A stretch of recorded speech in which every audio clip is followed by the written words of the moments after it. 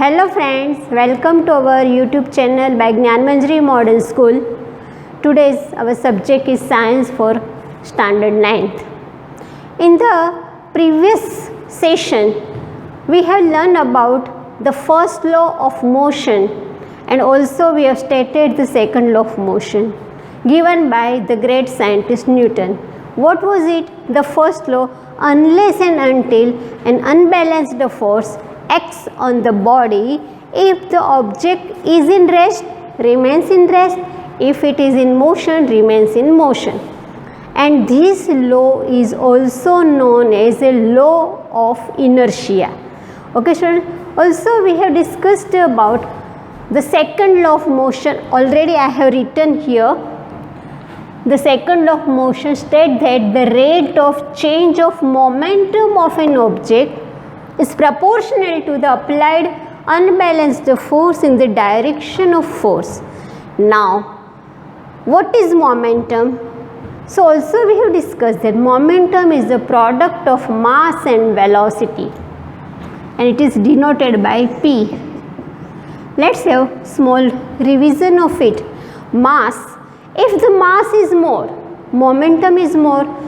If the big truck is there and a small cycle is there, so mass of the truck is many times more than that of the bicycle. So here momentum of that truck is more because momentum is directly proportional to the mass.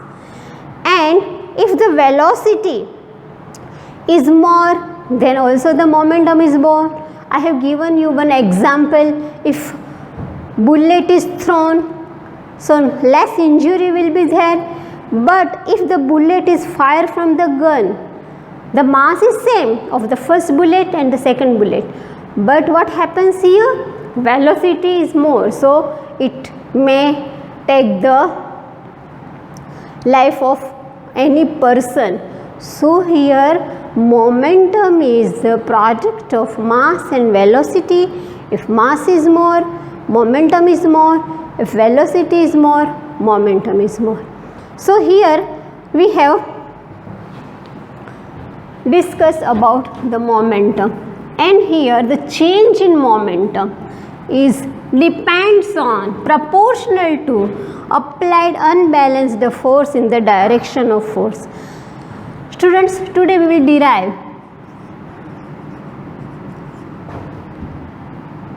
derivation of a second law of motions. Okay. Now, derivation means we will create, we will produce, we will find out the mathematical form of second law of motion. This is in the word. But if we want in the equation form, this is called derivation. And today we will derive the second law of motion given by the Newton. Now, first of all we take that suppose an object of mass m is in straight line motion with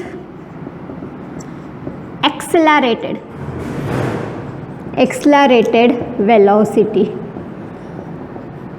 From this accelerated, what is the meaning of this change in velocity? It's called acceleration. Accelerated velocity means the initial velocity is different and the final velocity is also different. Change in velocity per unit time is called acceleration. Here object is in straight line motion, but with accelerated velocity. It means it is having initial velocity is somewhat different, final velocity is somewhat different. If the initial velocity is more and final velocity is less, it is called retarded motion. We have already discussed in the previous chapter of the physics.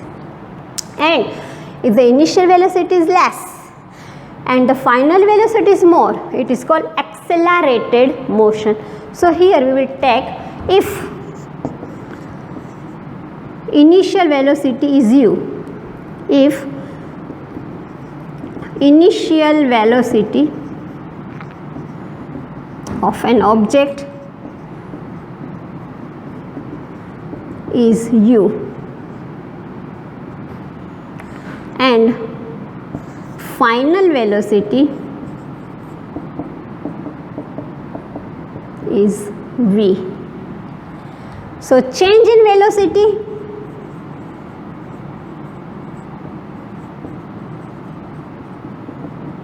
is equal to v minus u, because final velocity minus initial velocity is called change in velocity, students. Now we will see initial momentum.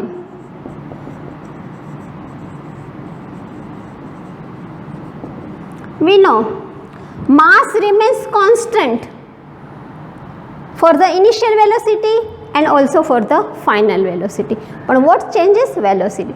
So initial momentum is pu and students, mu, it is p1, initial momentum p1 is equal to mu, because initial velocity u, mass remains constant, and final momentum p2 is equal to mv, because momentum is equal to the product of mass and velocity. This is the initial momentum, final momentum. Now change in momentum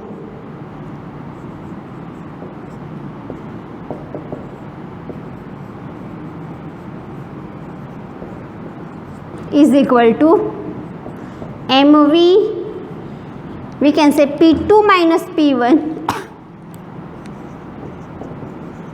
is equal to mv minus mu, and we can take m common, v minus u. Students, always write v like this, sharp angle should be there, and u write like this, otherwise they both will look same and you can make the mistake. Students, note down this much, then we will proceed further.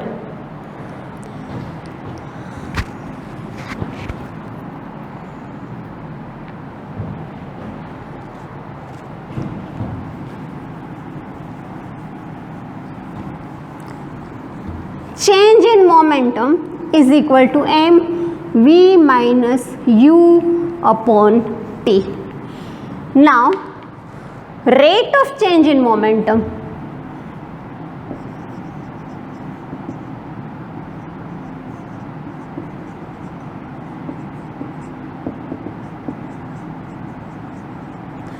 students, rate means always related with time.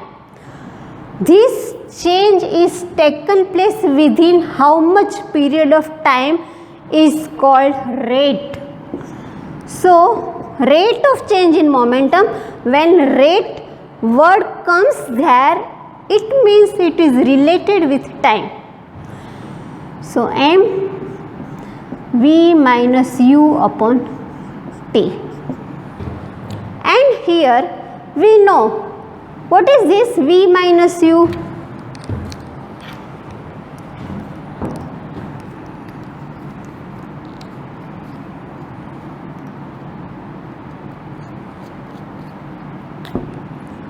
V minus u is A, so it is equal to MA, because A is equal to V minus u upon T according to the derivation of a time velocity relation. But according to the Newton's second law, change in momentum is directly proportional to, not equal to, directly proportional to. I also told you about what is the direct proportion and what is the inverse proportion. When one thing increases, other thing also increases. This type of proportion is called direct proportion. But when one quantity increases, other quantity decreases, it is called inverse proportion. Suppose I will give one example of it. When we buy 5 pencils, then we have to pay 5 rupees. If we buy 10 pencils, we have to pay 10 rupees.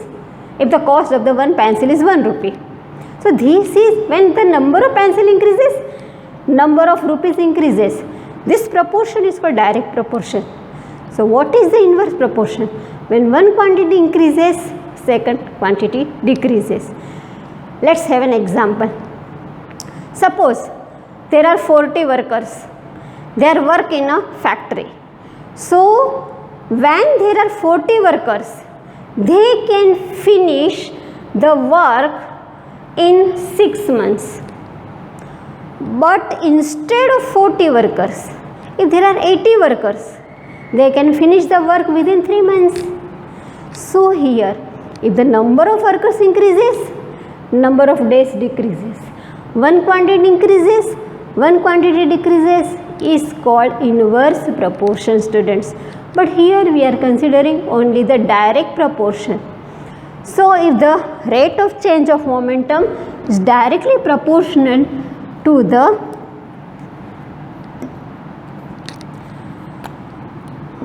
mass, and what is A is acceleration. Now when I would like to introduce one more thing, students, here, which is in standard 9th only. Here there is a sign of direct proportion. This is direct proportion, just like alpha. This is direct proportion, and when we convert this sign into this sign, it is K M A. What is K? K is constant of proportionality. Here K is called constant of proportionality, means in how much amount it will increase. One quantity increase, other also increase, is called direct proportion. But what is the meaning of K? Means it is a constant of proportionality, in how much amount the second quantity increases. So when we convert this sign into this sign, always, not for this derivation, but remember, for always. So we have to write any constant here. Here we have written K is a constant of proportionality, and here we can say value of K is so chosen that F is equal to 1 Newton. Force is 1 Newton. So we have to choose the value of K is equal to 1 Newton. So here change in momentum, F is equal to ma. So for we can say K is equal to 1. Change in momentum means F is 1 Newton. So F is equal to ma. This is the mathematical form of Newton's second law of motion. Okay, and this is called the derivation. Here F is the force, m is the mass, and a is the acceleration. So this is the equation of Newton's second law of motion, and this is the derivation. It can be asked for 3 marks. So note down this, students.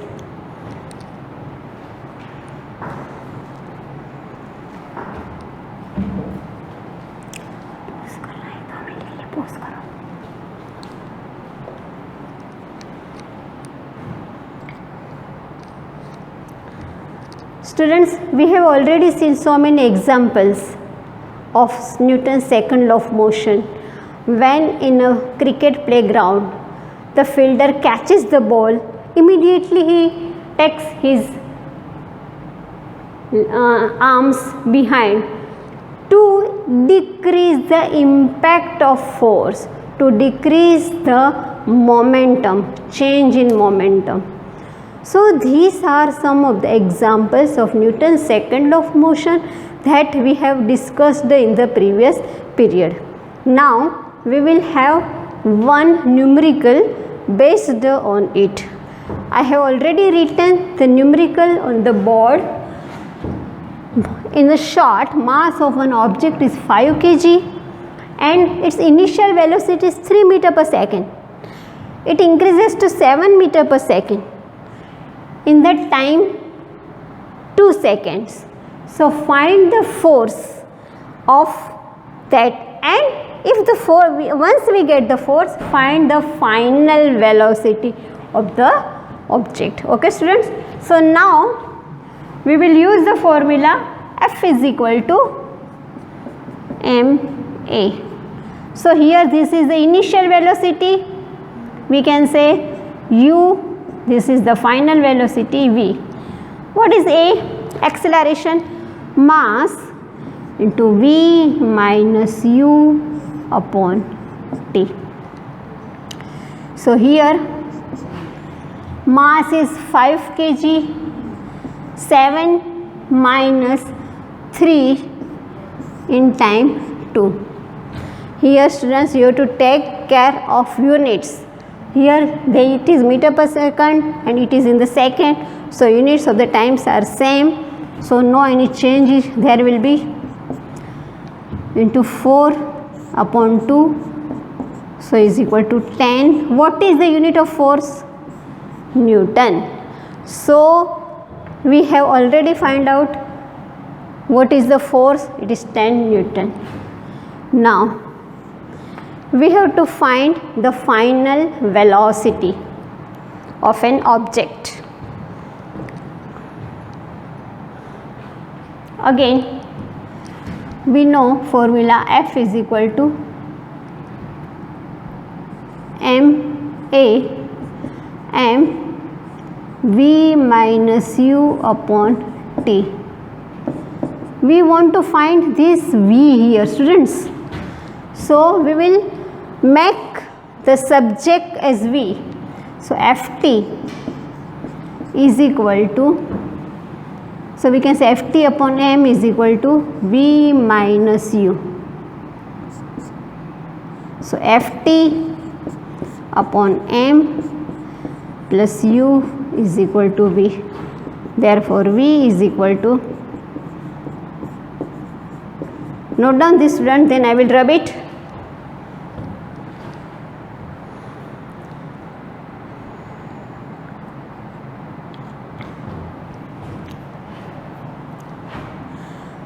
For the final velocity, the time is given 5 seconds. So we will substitute the value of t as 5 here. So v is equal to, what is f we got? 10. Time 5 seconds. 5 plus u means initial velocity. This 5 will cut. 10 plus 3, 13 meter per second. This is the final velocity. Okay students, again I am writing it here.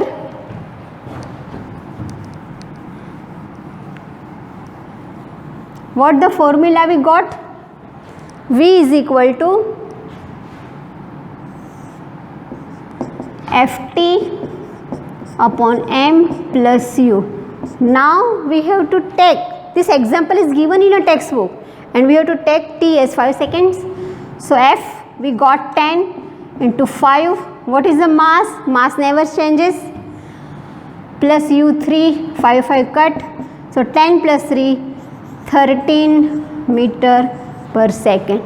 Students, nothing hard in numericals, just learn the formula.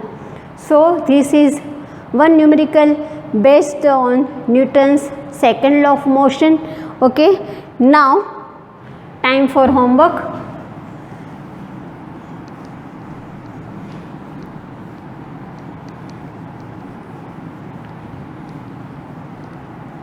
Derive mathematical formulation, derive Newton's